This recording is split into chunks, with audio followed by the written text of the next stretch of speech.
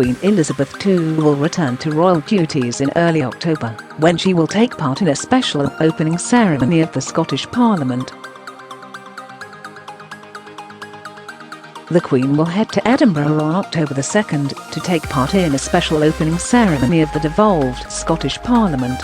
The monarch won't be alone during this key engagement, as her son and heir Prince Charles and Camilla, known as Duke and Duchess of Rothesay in Scotland, will also be in attendance.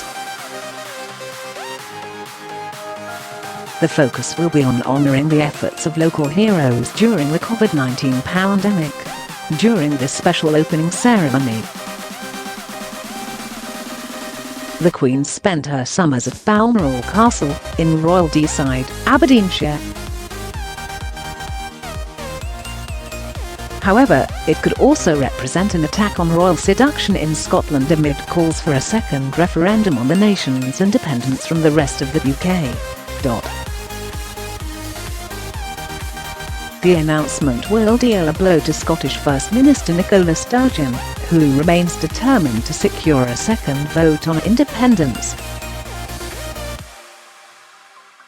In December, the Duke and Duchess of Cambridge took Scotland on their royal train tour, in which they met people from all walks of life to hear how the pandemic had affected them. On the same day, it was announced that they had been appointed joint patrons of NHS charity Together. While in Scotland, the couple met with frontline workers and thanked them for their contributions during the ongoing pandemic. Prince William returned to Scotland alone in May to carry out his duties as High Commissioner of the General Assembly of the Church of Scotland, where she met the MSPs. The Queen's last official visit to Scotland was in June. According to a court circular from the Palace of Holyrood House, Mrs. Alison Johnston, MSP, Scottish Parliament Speaker, was received by the Queen today.